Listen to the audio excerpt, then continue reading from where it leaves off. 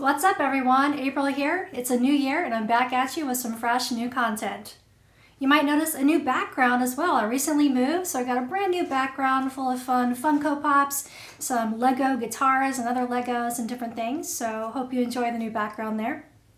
So I don't know about you, but one of the things that I did over the break that I had here is I kind of got addicted to this word puzzle game called Wordle. You might have seen some people tweeting about it and all of that, tweeting their scores and stuff.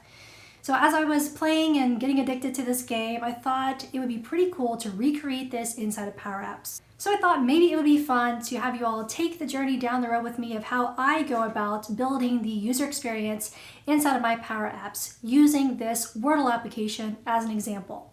And hopefully by walking you through how I approach the user experience of Power Apps, you can learn a few tips or tricks that you might want to implement along the way. So let's dive right in.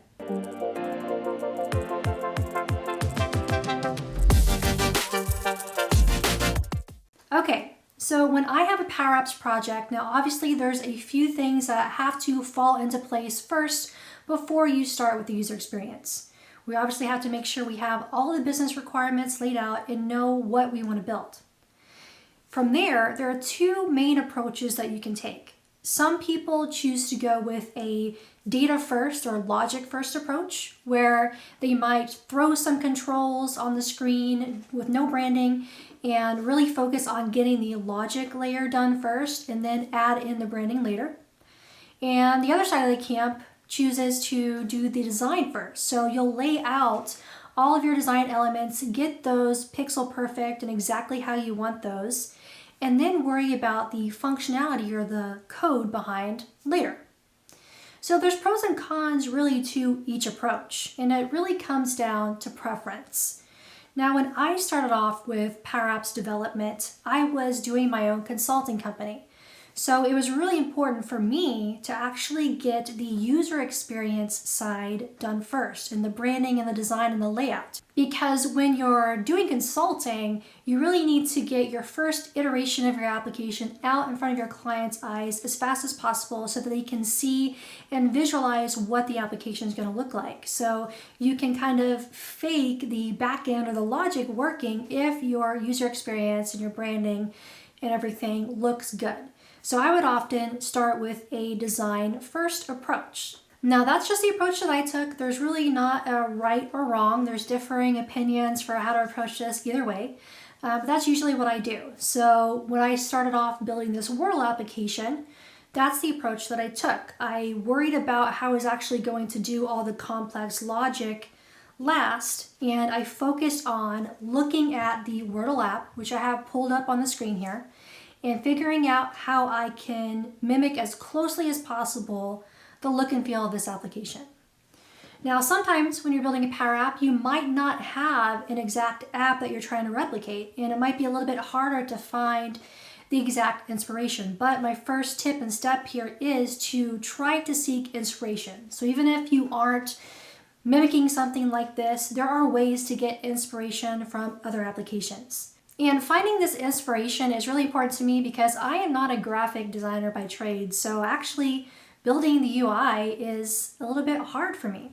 So one of the things that I'll do is I'll use a site called Dribbble, and there are a bunch of different sites like this, but basically it's just a curation of different application designs that people have shared so that you can get an idea of look and feel and design that you can then mimic and reuse in your applications. And one of the things that this site has is if we use the search here, I can search for something like expense and see if there's any other applications that match that. So I can see all these different examples of mobile applications related to expense reporting. So I can use this kind of as my basis of what I want to replicate design-wise for my application. So that's generally my first step. So the next thing I'll do is I'll just create a new Power Apps application. Now the only thing I have to figure out is how I want to optimize this app. Because as you know, when we go into the Power Apps portal and we create a new Canvas app from blank, we have to choose if we want it to be tablet or phone optimized.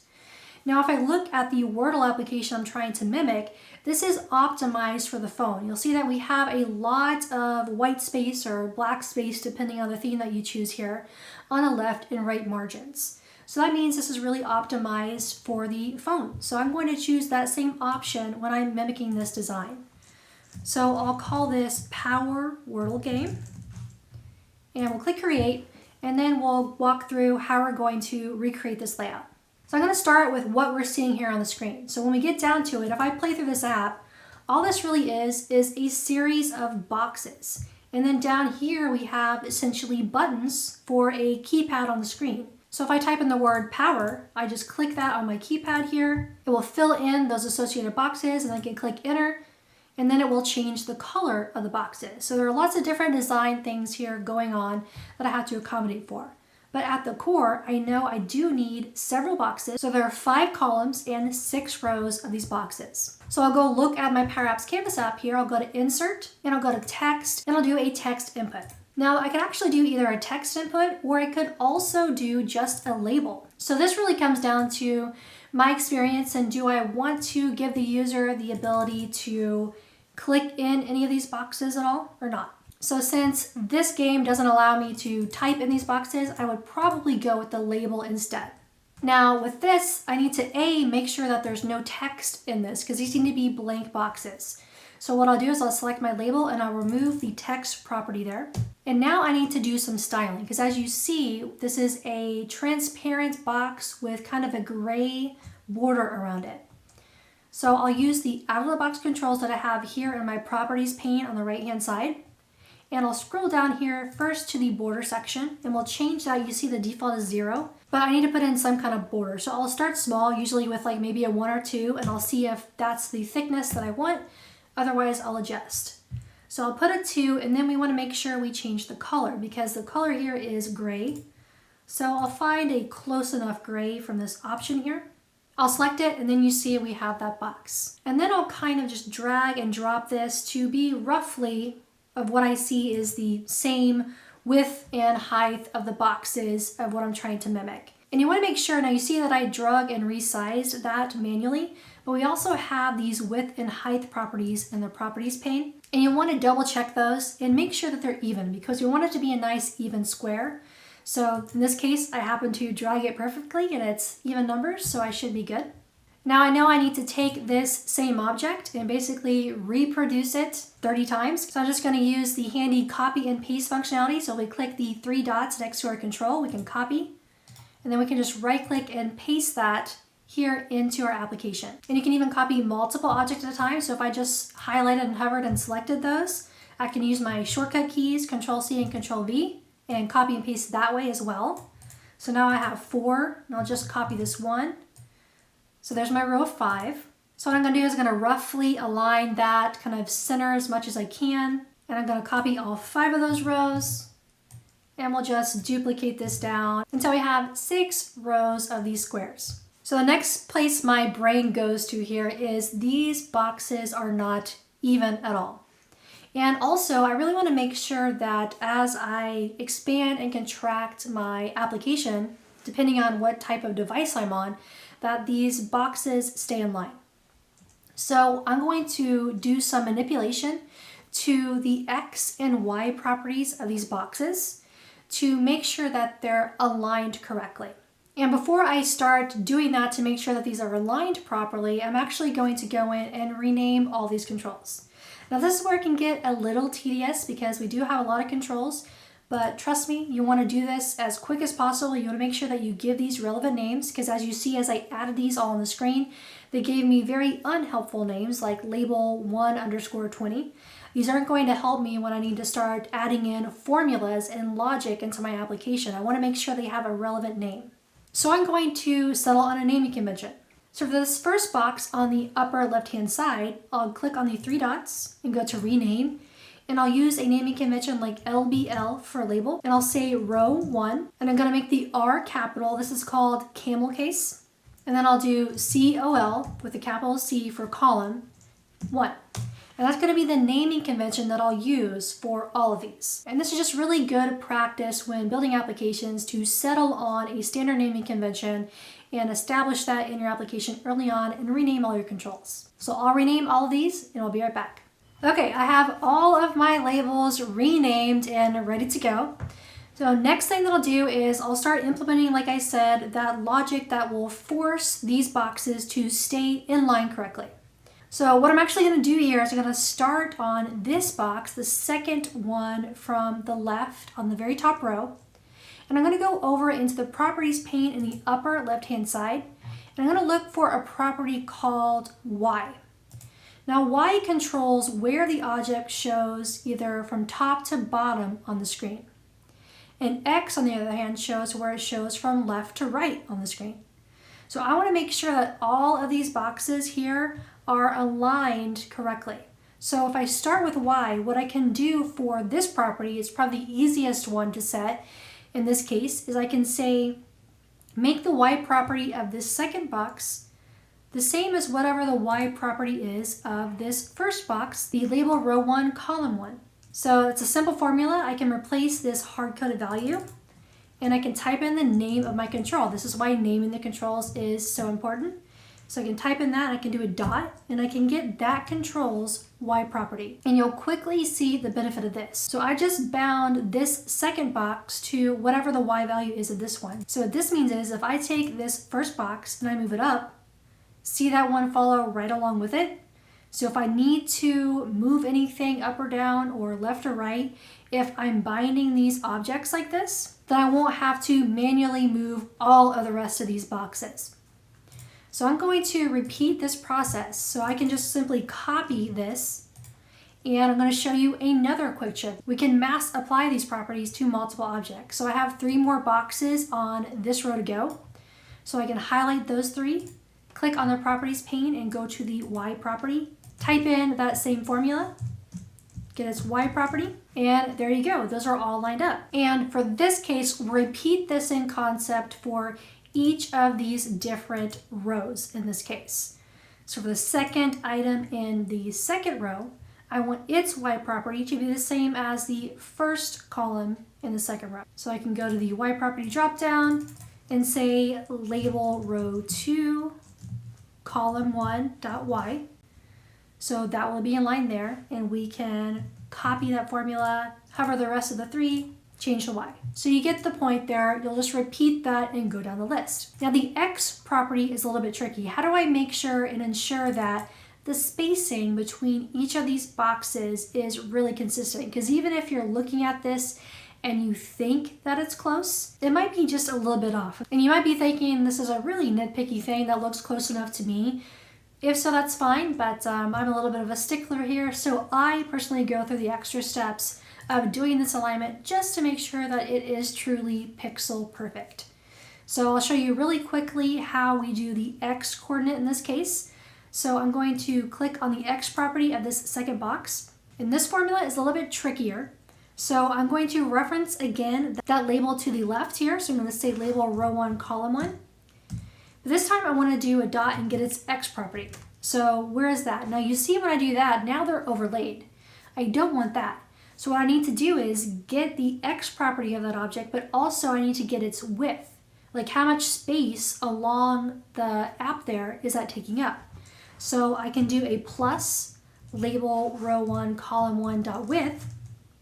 And now when you see that I do that, they are exactly back to back. Now if we're looking at the Wordle application that I have pulled up on the right hand side of the screen, you see that there's a little bit of a space between those, so I don't want them to be back to back. So I'll just do a plus, and we'll try 5. That looks a little too narrow, so maybe I'll bump it up to say 10. And that looks just about right. So now if we kind of look at the app, now those are lined up pretty perfectly. And then we'll just repeat the same concept with the following boxes. So we'll go to XX property, and we'll copy this, what we have here, and we'll paste that in, but instead of referencing the column 1, we're going to change this to point to column 2, which is the one directly to the left of this column. And I'll just repeat that for each of the boxes. So again, I'm going to step away, apply these properties to all these boxes, and I'll be right back. All right, I'm back. That took a little bit, but we have the finished product here, and all of these are perfectly aligned. And the beauty of this approach, again, is I can take this first box, since I'm basing all of my formulas on that, move it around as much as I want, and all of the rectangles or the label objects that I have here that are dependent on it will follow along. Now, you do want to be careful Caution to this method, do not move any of these other boxes, since the way that I have it chained together, which everything is kind of working off of this top box here, if I were to manually move any of these other objects, it would erase the formula that we set in the X and the Y. So that's something that we all at one point learned the hard way, so just make sure to be cautious of that with this approach. Now that the boxes are done, I would turn my attention to a different area, say maybe the header, because that's relatively simple. Now I'll show you another quick tip. So if some of you don't come from a development background, you might not have known about this, but there's these developer tools in the different browsers that you use that you can take advantage of. And these developer tools allow us to actually inspect the code going on a particular web page. So if I want to find out, for example, the colors used here on the site, or maybe what font is used, I can use these browser tools. So I can right click, in this case I'm in Safari on a Mac, and I can do inspect. And if we scroll down here, I can see here is this title object, and down here are all the styles. So this is using something called CSS, Cascading Style Sheets, and that's what's used to style the objects that we see here on the web page. So I can tell things like the font weight, so that's how bold the word is. I can see the font size, so it's 36 pixels. That'll be helpful to know when rebuilding this in Power Apps. And I can see the color. So it is this white color here. I can click on that tone and it will give me the exact, if we look here, hex code, which is just a color code that we can use. So I can take that and use that in my Power App. Now the only difference here that you'll see is this is actually a dark screen and my screen in Power Apps is light. So one of the things that this particular app has, if we click on this gear, is you can change to a dark mode or light mode. So I can kind of toggle it and it changes the look and feel. Now I'm going to save this for a future video on how to implement this functionality. So for now, let's mimic the dark theme and get that going. So I'll go back to my inspect and I want to try to find out this background, what color is that? So if I inspect this background area, I can see that it's in this board container object. And I see it's using, it looks like this color tone 7. So what I can do is copy that value that I see here. And to change the background of the screen, we can go into our Power App, click on the screen itself, and we see a background fill option. So there's this little paint bucket we can click. And since I have a hex code, I can click on the custom tab and just type that in here. So it's 121213. So now when I do that, I see that my background there is changed to this black color, which matches what is there on Wordle. So now let's work on this header. So to replicate that, I'm just going to add in another label and I'll kind of make it take the full width of the screen here. And I'm going to go to my properties and we're going to replace the text there with Wordle, but except let's call this Power Wordle. And we already looked earlier when we were looking at that text. Remember when we inspected it, we saw the font size was 36. So I'm just going to go into my font size property over here in Power Apps. We'll change that to 36. And I see that the color used, if we look down here on the title text color, is this tone here. So I'm going to copy that value and we'll go into our Power Apps color property, which is right here in the properties pane. And we'll go to custom again. And we'll paste that value in. So it's not a true white, it's a little bit of an off-white there. And that's looking pretty close. We can see this one looks like it's bold. We can see that the font weight is 700. So we'll use our font weight property in Power Apps. Now we can't go down to the level of choosing like 6, 7, 800, but we do have bold or semi-bold. So I'm gonna go with the bold option. Now it's still a little bit off, so next thing I'll do is look to see what the font family is. So if I scroll down here in the CSS, I can see that it's using this Clear Sans and Helvetica. You'll see that there's several different font families listed. So there's all these different kinds of custom fonts that you can get. So what this is doing is the main font it wants to use is Clear Sans, but if someone's browser doesn't have that, then it will default to Helvetica and then all the way down to Sans Serif or Arial as a browser safe font that everyone should have. So I can look here in my Power Apps font property and I can see if there's anything that matches that. So it looks like we do have Arial, which is one of the backup fonts there. So I could select that as my option and we'll just center the text and that's looking pretty darn close. And this whole inspection thing that I'm doing here is the method to my madness when I'm really trying to replicate a design. So a big thing I want to do when I'm building the UI is make sure that I have a consistent brand standard, meaning consistent colors and fonts and everything that match the branding of my company or whatever I'm trying to match. So this is gold, what I'm saying here. These are all the colors that are used inside of the application. So if I kind of scoot this over, I can see that when a text is correct, it's highlighted in this particular green shade. If something is wrong, so if I put in a wrong value here, we'll see it's gray, but if it is correct but not in the right spot, it's yellow. So those are the primary colors that I'm going to need to know about to mimic in my app. So I can copy these hex values that I'm seeing here and use those in my app like we just did with the header. And the other thing that we see at the top is we have two icons. So we have one that goes to this instructions screen and another that opens up those settings. So I want to try to mimic those icons as close as I can. I can use some of the out-of-the-box icons by going into Insert and Icons and try to find one that is pretty close. So another quick tip for Power Apps to speed up your process here for the UI when using icons is you notice that there's not really a good searching mechanism here. So rather than scroll down this list trying to find like a question mark icon, I'm just going to click on this add button, for example, put that on my screen even though that's not what I intend to use. And now if you look at the properties pane here on the right hand side, you see if we click on the icon property that shows up now with that selected, we have a search box. So that's what I'll often do is I'll just add one of the icons there at the top so I can get to this search screen. So I know I want a question mark, so I can type question, and I see there's this icon, which is pretty close. And then I can do the same thing. I can add another icon here, and I can do a search and see if I can find maybe a settings. So there is a gear that's pretty close. But if we're looking at these icons, the problem is they're close but not exact.